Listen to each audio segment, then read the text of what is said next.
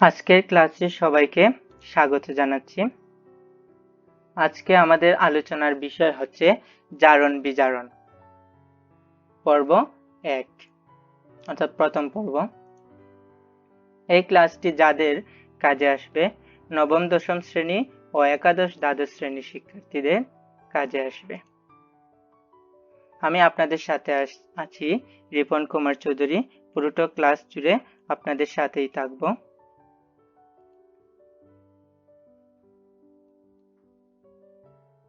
এই ক্লাস থেকে আমরা যা যা শিখতে পারবো: রিডাকশন ও অক্সিডেশন শব্দদ্বয় কিভাবে আসলো, জারণ বিজারণ বিক্রিয়ার সংজ্ঞার্থ ও এর ধারণা কিভাবে এসেছে,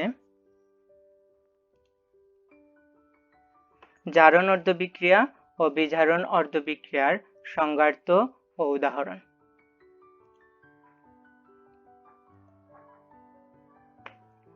ইলেকট্রন স্থানান্তরের উপর ভিত্তি করে রাসায়নিক বিক্রিয়া দুই প্রকার, যথা: 1. র্যাডক্স রিঅ্যাকশন। র্যাডক্স রিঅ্যাকশনের বাংলা হচ্ছে জারণ বিজারণ বিক্রিয়া। র্যাডক্স রিঅ্যাকশনে ইলেকট্রনের স্থানান্তর ঘটে, অর্থাৎ র্যাডক্স রিঅ্যাকশনের সংজ্ঞার্থ আমরা বলতে পারি যে বিক্রিয়ায় ইলেকট্রনের স্থানান্তর ঘটে তাকে র্যাডক্স রিঅ্যাকশন বলে বা জারণ বিজারণ বিক্রিয়া বলে। 2. নন র্যাডক্স রিঅ্যাকশন মানে জারণ বিজারণ বিক্রিয়া নয় এটি। এই বিক্রিয়ায় ইলেকট্রনের স্থানান্তর ঘটে না। তাহলে আমরা বলতে পারি যে বিক্রিয়ায় ইলেকট্রনের স্থানান্তর ঘটে না তাকে নন র্যাডক্স রিঅ্যাকশন বলে। এখন দেখা যাক র্যাডক্স শব্দটি কিভাবে আসলো। আজকে আমাদের আলোচনার মূল বিষয় হচ্ছে র্যাডক্স রিঅ্যাকশন অর্থাৎ জারণ বিজারণ বিক্রিয়া।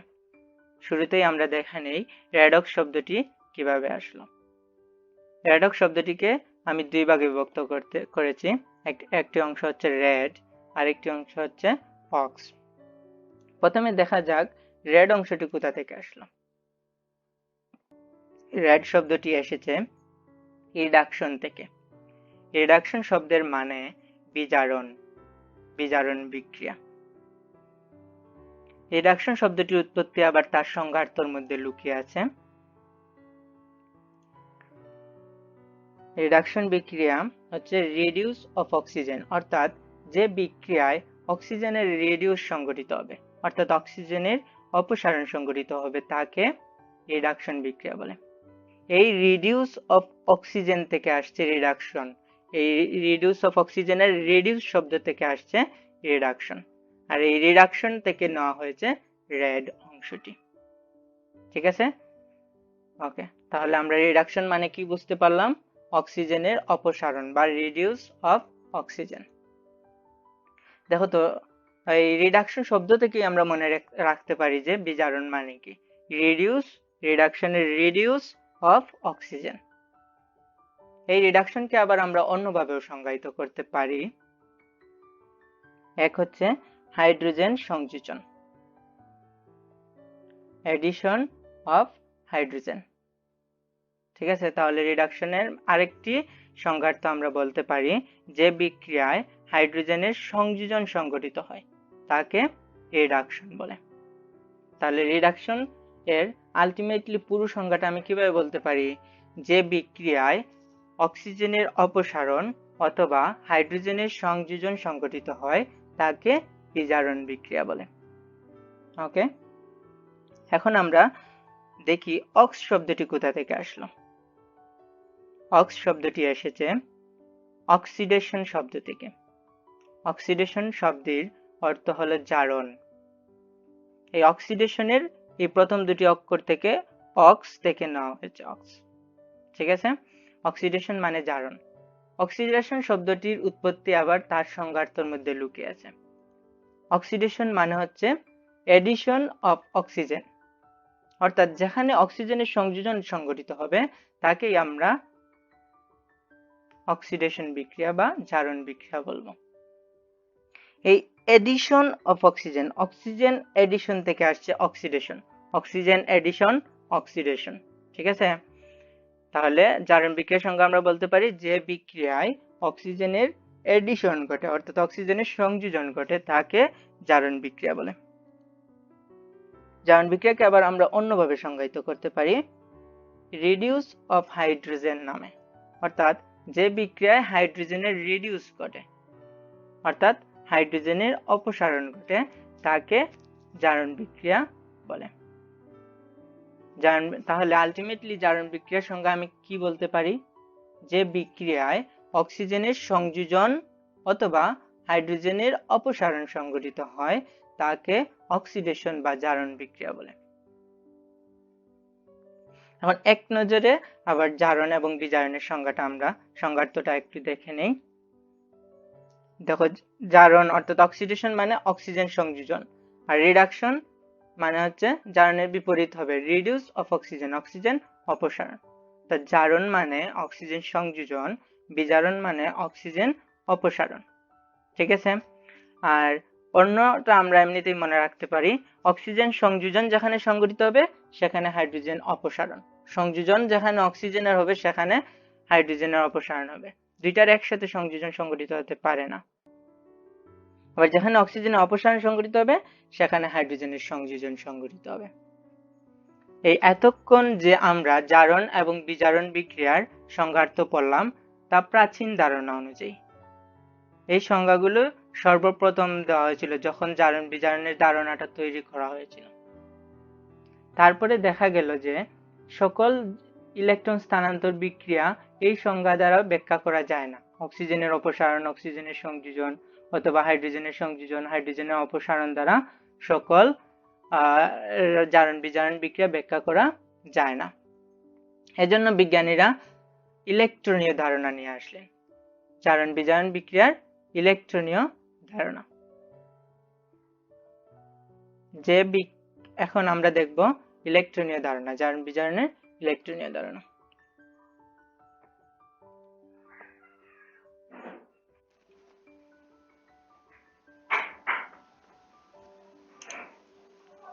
জারণ বিক্রিয়া, জারণ মানে হচ্ছে ছাড়ন। তাহলে যে বিক্রিয়ায় ইলেকট্রনের ছাড়ন সংঘটিত হবে অর্থাৎ ইলেকট্রনের ত্যাগ সংঘটিত হবে তাকে আমরা বলবো জারণ বিক্রিয়া। আর জারণ বিক্রিয়ার বিপরীত হচ্ছে বিজারণ বিক্রিয়া। যে বিক্রিয়ায় ইলেকট্রনের গ্রহণ সম্পন্ন হবে। যেহেতু জারণ হচ্ছে ইলেকট্রন ছাড়ন বা ইলেকট্রন ত্যাগ, আর জারণের যেহেতু বিপরীত আমরা বলছি বিজারণ, সেজন্য আমরা যেহেতু জারণ হচ্ছে ত্যাগ তাহলে বিজারণ হবে ইলেকট্রন গ্রহণ। তাহলে বিজারণ বিক্রিয়ার সংজ্ঞা আমরা বলতে পারি যে বিক্রিয়ায় ইলেকট্রনের গ্রহণ সম্পন্ন হয় তাকে বিজারণ বিক্রিয়া বলে। ঠিক আছে? এবার দেখবো জারণ বিজারণ বিক্রিয়ায় যে বিক্রিয়কগুলো অংশগ্রহণ করে তাদেরকে আমরা কি নামে সম্বোধন করি? বিক্রিয়ক। তাহলে জারণ বিক্রিয়ায় যে বিক্রিয়ক অংশগ্রহণ করে তাকে আমরা বিজারক নামে সম্বোধন করি। যেহেতু জারণ হচ্ছে ইলেকট্রন ছাড়ন, ঠিক আছে, আর জারণ বিক্রিয়ায় যে বিক্রিয়ক অংশগ্রহণ করে তাকে আমরা বলতেছি বিজারক। তাহলে জারণ বিক্রিয়ায় অংশগ্রহণ করে যে বিক্রিয়ক ইলেকট্রন ত্যাগ করে তাকে বিজারক বলে। আমি আবার বলছি, জারণ বিক্রিয়ায় অংশগ্রহণ করে যে বিক্রিয়ক ইলেকট্রন ত্যাগ সম্পন্ন করে তাকে বিজারক বলে। আর বিজারকের বিপরীত হচ্ছে জারক। জারক অংশগ্রহণ করে বিজারণ বিক্রিয়ায়, আর বিজারকের যেহেতু বিপরীত, তাহলে বিজারক যেহেতু ইলেকট্রন ত্যাগকারী তাহলে জারক হবে ইলেকট্রন গ্রহণকারী। তাহলে এখন জারকের সংজ্ঞা আমরা কি বলতে পারি? যে বিক্রিয়ায়, যে বিজারণ বিক্রিয়ায় যে বিক্রিয়ক, বিজারণ বিক্রিয়ায় যে বিক্রিয়ক অংশগ্রহণ করে ইলেকট্রন গ্রহণ করে তাকে জারক বলে। এই হলো ইলেকট্রনীয় ধারণা অনুযায়ী জারণ বিক্রিয়া, বিজারণ বিক্রিয়া, বিজারক, জারক।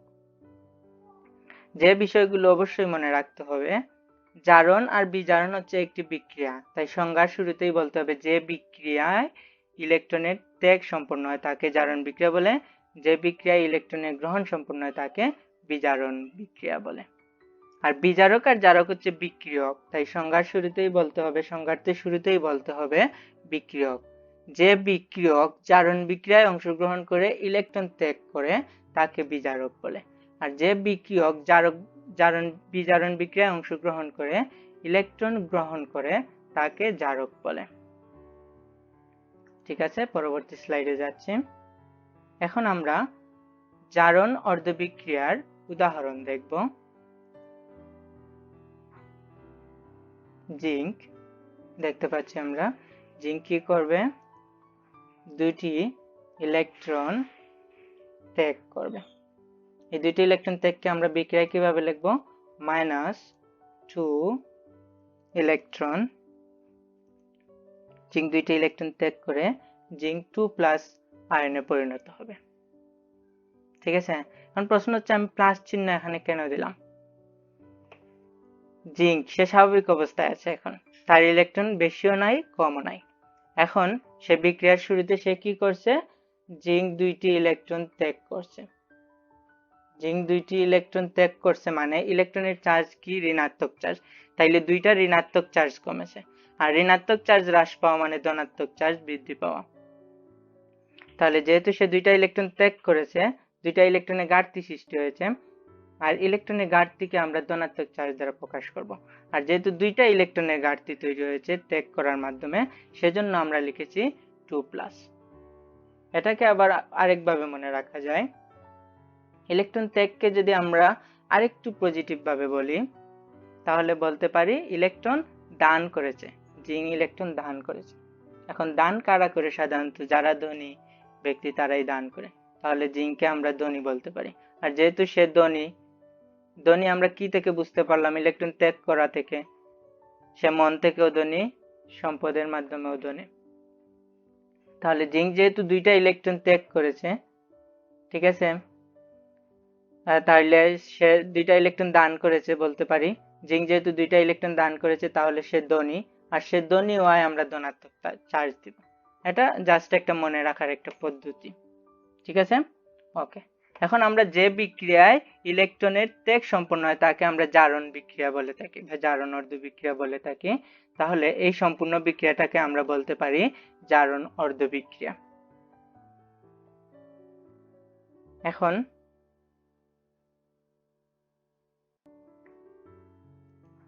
জারণ অর্ধবিক্রিয়ায় কে অংশগ্রহণ করে, বিজারক। আর যে বিক্রিয়ক ইলেকট্রন ত্যাগ করে তাকে আমরা বিজারক বলে থাকি।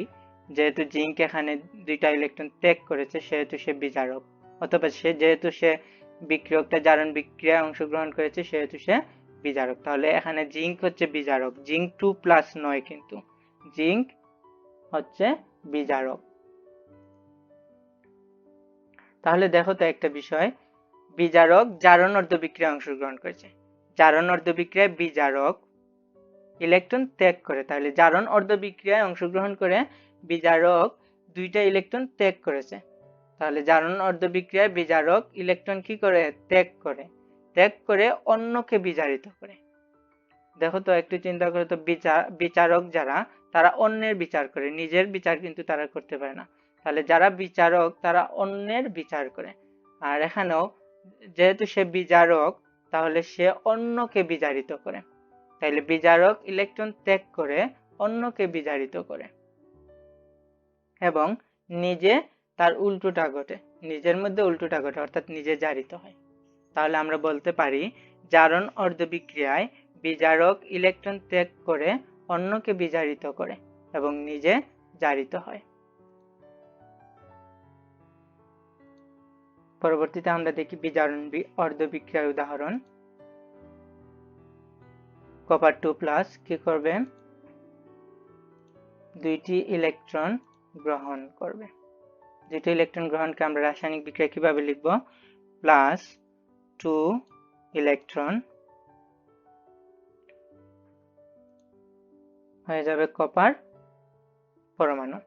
কপারের আগে 2+ ছিল, ধনাত্মক চার্জ মানে ইলেকট্রনের ঘাটতি, অর্থাৎ আগে তার দুইটা ইলেকট্রনের ঘাটতি ছিল, সে দুইটা ইলেকট্রন গ্রহণ করেছে, গ্রহণ করে কপার পরমাণুতে রূপান্তরিত হয়েছে। ঠিক আছে, তাহলে দেখো তো কপার 2+ কি করলো, দুইটা ইলেকট্রন গ্রহণ করলো। আর যারা ইলেকট্রন অর্থাৎ যে বিক্রিয়ায় ইলেকট্রন গ্রহণ সংঘটিত হয় সেই বিক্রিয়াকে আমরা বিজারণ-অর্ধ বিক্রিয়া বলে থাকি। তাহলে এই সম্পূর্ণ বিক্রিয়াটিকে আমরা বলতে পারি বিজারণ-অর্ধ বিক্রিয়া। আর বিজারণ-অর্ধ বিক্রিয়ায় যে বিক্রিয়ক অংশগ্রহণ করে তাকে আমরা বলে থাকি জারক। তাহলে কপার 2+ এখানে বিক্রিয়ক, তাহলে বিজারণ-অর্ধ বিক্রিয়ায় এই কপার 2+ বিক্রিয়কটি অংশগ্রহণ করেছে, তাই সে জারক। অথবা আমরা জারকের সংজ্ঞা জানি, যে বিক্রিয়ক ইলেকট্রন গ্রহণ করে তাকে জারক বলে। যেহেতু কপার 2+ ইলেকট্রন গ্রহণ করেছে সেহেতু কপার 2+ একটি জারক। তাহলে দেখো তো বিজারণ অর্ধ বিক্রিয়ায় জারক কি করেছে, জারক ইলেকট্রন গ্রহণ করেছে। বিজারণ অর্ধ বিক্রিয়ায় জারক ইলেকট্রন গ্রহণ করে, অন্যকে সে কি করবে, জারক অন্যকে জারিত করবে। আগে যেভাবে বলেছি বিচারক কি করে, অন্যের বিচার করে, জারকটিকে কিভাবে অন্যকে জারিত করবে এবং নিজে বিজারিত হবে। তাহলে আমরা বলতে পারি বিজারণ অর্ধ বিক্রিয়ায় জারক ইলেকট্রন গ্রহণ করে অন্যকে জারিত করে এবং নিজে বিজারিত হয়।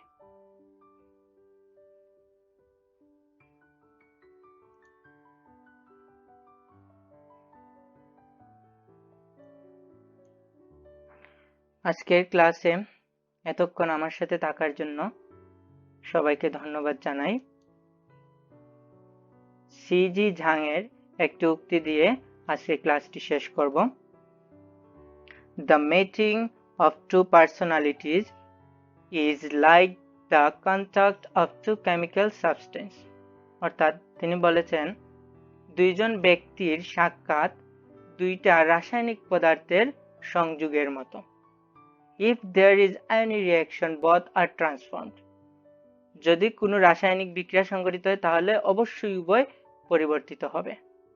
অর্থাৎ একটা রাসায়নিক বিক্রিয়া যখন দুইটা বিক্রিয়ক অংশগ্রহণ করে, যদি তাদের মধ্যে রাসায়নিক বিক্রিয়া সম্পন্ন হয় অবশ্যই তাদের উভয়কেই পরিবর্তিত হতে হবে।